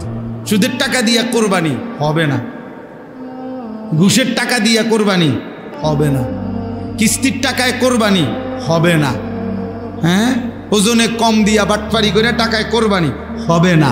একেবারে দৈন্তান্ন একান্না, কোনো মর্দিনান্ন না। কি দৈন্তান্ন? দৈন্তান্ন হবে না, হবে না। হারাম খোরের কোরবানি হয় না, হারাম খোরের কোনো বন্দিগিও কবুল হয় না। এই জন্য গুনাহ থেকে মুক্ত। ইন্নামা ইয়াতাকাব্বালুল্লাহু মিনাল মুত্তাকিন। বারবার কথা এটা কোরআনে আছে, ওয়াত্তাকুনি ইয়া উলিল আলবাব। আল্লাহ বলছে, হে বিবেকবান, তাকওয়া অবলম্বন করো। ইত্তাকুল্লাহ, হে ঈমানদার, তাকওয়া অবলম্বন করো, তাকওয়া অবলম্বন। ওয়া মান ইয়াত্তাকিল্লাহ ইয়া আইয়ুহান নাবিয়্যু ইত্তাকিল্লাহ, ইয়া আইয়ুহান নাসুত্তাকু রাব্বাকুম, কতবার যে কোরআনে কথা আছে, শত শতবার। ইত্তাকুল্লাহ ইত্তাকুল্লাহ, তাকওয়া তাকওয়া, শুরুতেই বলে নিছে সূরা বাকারাতে, হুদাল্লিল মুত্তাকিন, আমার এই কোরআন মুত্তাকিদের জন্য হেদায়েত, গুনাহমুক্ত জীবন, গুনাহমুক্ত জীবন। এজন্য যুবক, গুনাহ থেকে বাঁচো। বয়স্ক বাবা, আল্লাহর নাফরমানি থেকে ফিরেন। হাসরের ময়দানকে মামুর বাড়ি মনে করেন না, এটা আমাদের শ্বশুর বাড়ি না। হাসরের ময়দান লম্বা সফর, লম্বা সফর। একদিন হাসরের ময়দানের কোরআন শরীফে আছে, আল্লাহ বলছে 50,000 বছর। কয় হাজার বছর? প্রিয় ভাই শুনো, এটা বুঝতে শিখো। যদি দুনিয়ার মোবাইল, ফেসবুক, ইউটিউবের কথা তোমার যদি এতটা বিশ্বাস হয়, তো রবের কোরআনের কথা বিশ্বাস হবে না কেন? রাসূলুল্লাহ সাল্লাল্লাহু আলাইহি সাল্লাম বলছেন, ফুলসিরাত 30,000 বছরের রাস্তা। নবী বলছেন না? হাদিসের মধ্যে আছে কবরের জিন্দিগি, মুহাদ্দিসিনে কেরাম বলে সর্বশেষ যেই ব্যক্তি কবরে যাবে, হতে পারে তাকেও 40,000 বছর কবরে থাকতে হবে। তা আপনি বলেন তো, যে আবু জাহেল যে ছিল নবীজির যুগে, কাফের, নাম শুনছেন না সবাই? আপনারা একজন ব্যক্তি বলে, এই একজনের হিসাবটা কর, যে আবু জাহেল মাটির উপরে ছিল কতদিন, মাটির নিচে আছে আজকে কতদিন? কোন হিসাবটা কম? আবু জাহেল নবীজির জামানায় ছিল, বদরের যুদ্ধের দিন মারা গেছে, নিহত হয়েছে, তাহলে মাটির উপরে ছিল, নাহলে 60-70 বছর। কথা বলেন না? তো মাটির নিচে আজকে কত বছর? 1450 বছর। ওমা, নবীজির থেকে এখন 1450 বছরের বেশি না? এই বছর হলো কত? 1446 হিজরি। তো 1446 হিজরি এখন, মানে নবীজি সাল্লাল্লাহু আলাইহি সাল্লাম মক্কা থেকে মদিনায় যে হিজরতি করে গেছেন, এরপর থেকে এখন পর্যন্ত হয়েছে 1446 বছর রানী। তাইলে এর 6 মাসের মাথায় বদরের যুদ্ধ হয়েছে। তাহলে বদরের যুদ্ধের দিন আবু জাহেল মারা গেছে, তাইলে 1445 বছর, 45.5 বছর ধরে সে তো কবরে আছে। তো মাটির উপরে ছিল কত? 1000 বছর, 600 বছর, 60-70 বছর। তাহলে মাটির উপরে তো সে 100 বছরও ছিল না, কিন্তু মাটির নিচে তো পড়ে আছে আজকে 1450 বছর। আরো কতদিন পরে কিয়ামত হবে, তো ততদিন কি কবরে পড়ে থাকতে হবে না? তো নূহ আলাইহিস সালামের জামানায় যারা পানিতে ডুবছে, তারা আজকে কতদিন কবরে? ইব্রাহিম আলাইহিস সালামের জামানায় নমরুদ, ওই বেঈমান, আজকে কতদিন কবরে? ফেরাউন আজকে কতদিন কবরে? সাদ্দাত, কারুন আজকে কতদিন কবরে? এই জন্য প্রিয় ভাই, তুমিও মনে রেখো, বাবা আপনিও মনে রেখেন, আমিও মনে রাখি, যে মাটির উপরের চাইতে মাটির নিচেই থাকতে হবে বেশি। এটা তো একটা হিসাব দেখতেছি আমরা, আখেরাত তো পরে, দুনিয়াতে তো আমরা কবরের একটা হিসাব দেখলাম। আমাদের দাদার বাপ, কথার কথা প্রত্যেকের চিন্তা করেন, যে আমাদের দাদার যিনি বাপ ছিল, বা আমাগো দাদার যিনি দাদা ছিল, উনি মাটিতে ছিলেন কতদিন, মাটির নিচে আছেন কতদিন? বুঝেন নাই কথাটা? আমার হায়াত যদি হয় 44, তো আমার আব্বার হায়াত, তো আমার আব্বার আব্বা, তার আব্বা, তার আব্বা, তো উনি মারা গেছেন, তো তাহলে মাটিতে ছিল 60 বছর, 50 বছর, মাটির নিচে তো পড়ে আছে আজকে 300 বছর। এই জন্য আমরা প্রত্যেকেই উপরে বেশি থাকবো না কবরে? অতএব কদর করেন, আল্লাহ আমাদেরকে তৌফিক দেন, গুনাহমুক্ত জীবন গঠন করেন। যুবক ছেলেরা, তোমাদের কাছে বলি ভাই, আগামী দিনে ইনশাআল্লাহ মনে রাখো, সারা পৃথিবীব্যাপী ইমানের যুদ্ধ হবে, শুরু হয়ে গেছে। কুফরের যুদ্ধ, কুফরের বিরুদ্ধে মুমিন যুদ্ধ করবে। আর দেখার বিষয় হলো, সেদিন আল্লাহ পাক রব্বুল আলামিন তোমারে নিবে কিনা, দ্বীনের জন্য, কালেমার জন্য, সেজদাবিহীন, আল্লাহর গোলামি বিহীন তোমারে আল্লাহ নিবে না, বরং মুনাফিকদের কাতারে ফেলে রাখবে। বুঝা, তোরে লাগবে না, গত এত লম্বা সময় তুমি নাফরমান, আমারে সেজদা দিতে পারলা না, যাও। এই জন্য আল্লাহ যেন আমাদের প্রত্যেককে আল্লাহর দ্বীনের জন্য, ইমাম মাহাদির জন্য কবুল করে নেয়। আজকের এই মাহফিল আল্লাহ তাআলা যেন কবুল করে, আমরা রাসূলুল্লাহ সাল্লাল্লাহু আলাইহি ওয়াসাল্লামের সুন্নাতের উপরে আমল করার চেষ্টা করব তো ইনশাআল্লাহ। ভালোবাসার দাবিতে ঠেলাঠেলি করেন না, অনুসরণ করেন। বুঝেন নাই কথা? ভালোবাসার দাবিতে কি করেন না, ধাক্কাধাক্কি করেন না, ভালোবাসার দাবিতে একজন আরেকজনের লগে ঠেলাঠেলি করেন না, অনুসরণ করেন, অনুসরণ, আমল করেন, আমল করেন। ইশকে রাসূলের দাবিতে, মহব্বতে রাসূলের দাবিতে আমল করেন, আমল হিসাব করেন। আল্লাহ আমাদেরকে তৌফিক দান করেন। সূরা ফাতিহা পড়েন। আউযু বিল্লাহি মিনাশ শাইতানির রাজীম। বিসমিল্লাহির রহমানির রহিম। আলহামদুলিল্লাহি রাব্বিল আলামিন। আর রহমানির রহিম। মালিকি ইয়াউমিদ্দিন।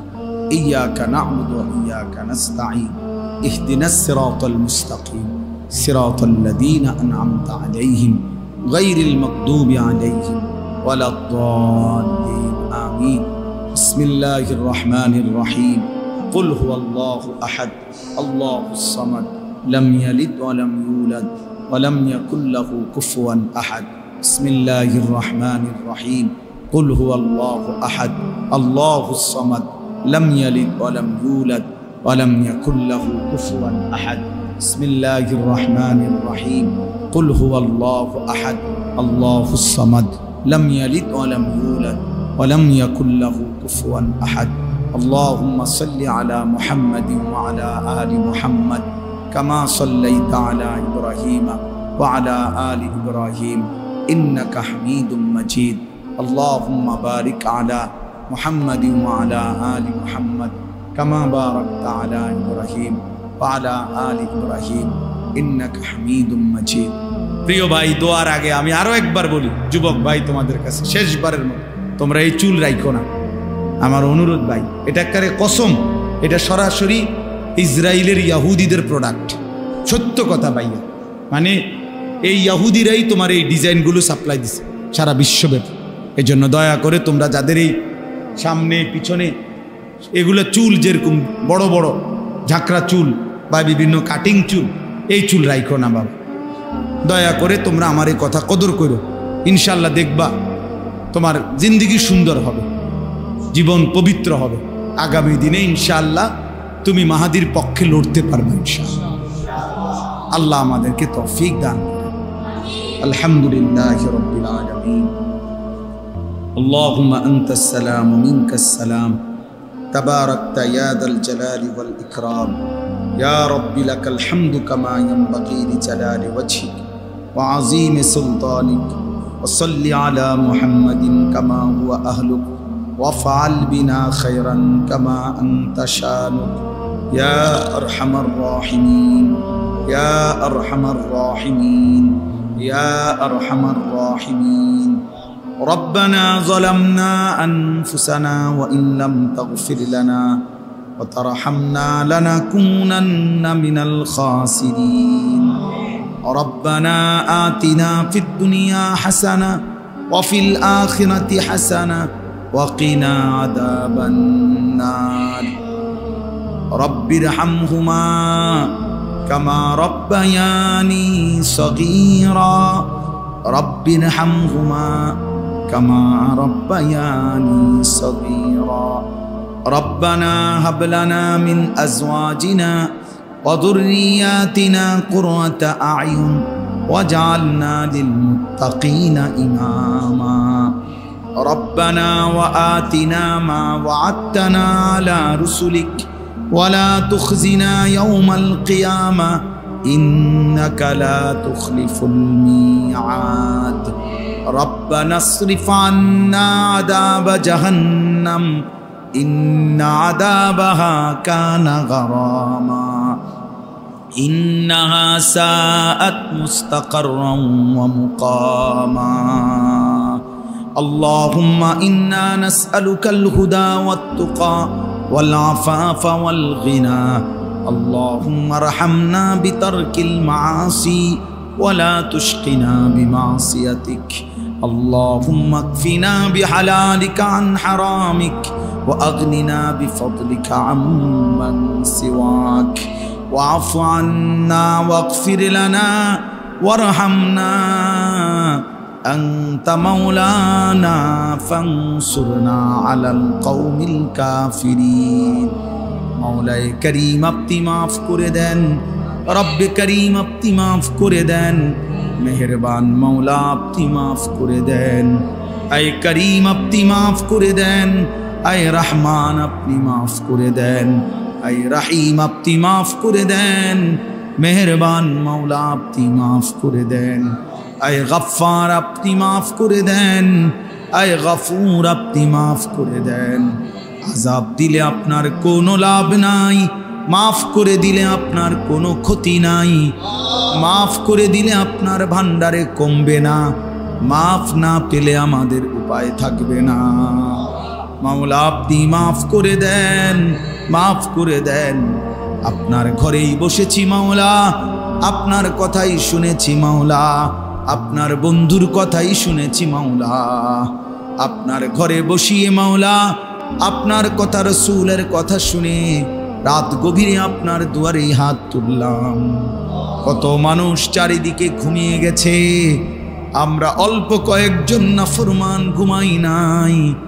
ঘুম যেতেই ভয় হয় মাওলা, চোখ বন্ধ করতেই ভয় হয়। ঘুম যদি আর না ভাঙে, চোখ যদি আর না মেলে, এত গুনাহ নিয়ে কবরে যাব কেমনে মাওলা? হাশরের ময়দানে দাঁড়াবো কেমনে মাওলা? বন্ধুর সুপারিশ চাইবো কেমনে মাওলা? হাউজে কাউসারের পানি তো মিলবে না মাওলা। আজই মাফ করে দেন, এখনই মাফ করে দেন। দেন মাওলা, মাফ করে দেন। ছেলেগুলোকে মাফ করে দেন, কিশোরদেরকে মাফ করে দেন, যুবকদেরকে মাফ করে দেন, বয়স্ক বাবাদেরকে মাফ করে দেন, আমার চাচাদেরকে মাফ করে দেন, মা বোনদেরকে মাফ করে দেন, মা বাপকে মাফ করে দেন।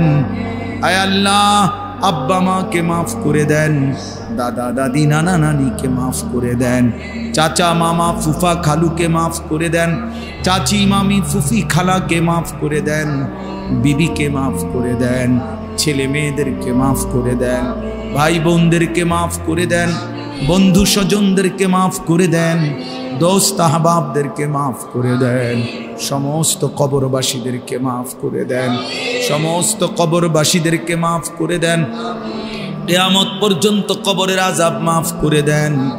আল্লাহ, আমরা প্রত্যেকেই স্বজন হারা মাওলা। কেউ বাপ হারিয়েছি, কেউ মা হারিয়েছি, কেউ মা বাপ দুইজনকে হারিয়েছি মাওলা। আল্লাহ, আপনি মা বাপকে মাফ করে দেন, মা বাবার কবরের আযাব মাফ করে দেন। আল্লাহ, আপনি দয়া করেন, আপনি রহম করেন। এই গ্রামের আশেপাশের সমস্ত কবরবাসীদেরকে মাফ করে দেন। এই মসজিদে প্রথম দিন থেকে আজ পর্যন্ত জায়গা দিয়ে, জমি দিয়ে, টাকা দিয়ে, পয়সা দিয়ে, বুদ্ধি দিয়ে, পরামর্শ দিয়ে যারা যখন যত খেদমত করেছে, আজকে যারা কবরে তাদেরকেও মাফ করে দেন, যারা বেঁচে আছে তাদেরকেও মাফ করে দেন। ইমাম সাহেব, খতিব সাহেব, মুয়াজ্জিন, কমিটি, মুসল্লি, সর্বস্তরের জনগণ সকলকেই মাফ করে দেন। উত্তম বিনিময় দান করেন, মসজিদ খানা কবুল করে নেন। আল্লাহ, আপনি রহম করেন, করম করেন, ইজ্জত দান করেন, আফিয়ত দান করেন, তাকওয়া দান করেন।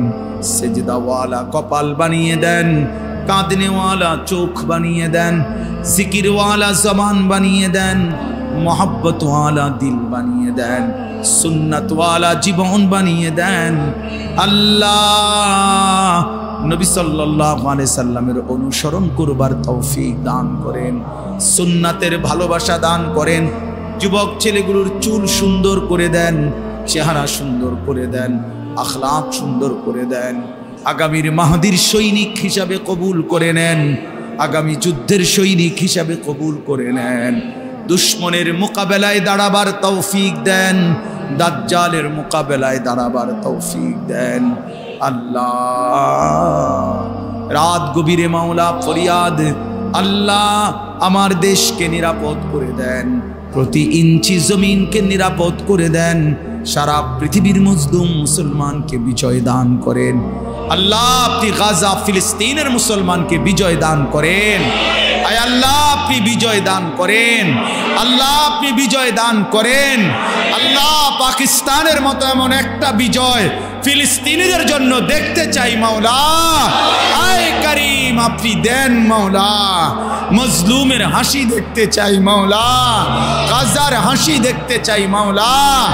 ইসরায়েলের বেঈমানকে ধ্বংস করে দেন, ইসরায়েলের জালেমদেরকে ধ্বংস করে দেন, পৃথিবীর মানচিত্র থেকে মুছে দেন, জমিনের সীমানা থেকে মুছে দেন। আল্লাহ আল্লাহ আপনি আছেন মাওলা, আপনি রহমান মাওলা, আপনি কাহ্হার জব্বার মাওলা, আপনি আজিজ, আপনি আলা কুল্লি শাইইন কাদির। আপনি ফেরাউন নমরুদকে ধ্বংস করেছেন, আপনি নেতানিয়াহু ট্রাম্পকেও ধ্বংস করে দেন, আপনি ধ্বংস করে দেন, আপনি ধ্বংস করে দেন। আপনি মুমিনের বিজয় দান করেন, কালেমার বিজয় দান করেন, হকের বিজয় দান করেন। ইয়া রব্বা মুহাম্মদ উনসুর উম্মাতা মুহাম্মদ, ইয়া রব্বা মুহাম্মদ উনসুর উম্মাতা মুহাম্মদ। اللهم اهلك إسرائيل، اللهم اهلك إسرائيل، اللهم دمر إسرائيل، اللهم خرب إسرائيل، اللهم زلزل إسرائيل، اللهم افتح مسجد الأقصى، اللهم انصر مسجد الأقصى، اللهم ارحم مسجد الأقصى. رب ارحمهما كما ربياني صغيرا. سبحان ربك رب العزة عما يصفون وسلام على المرسلين والحمد لله.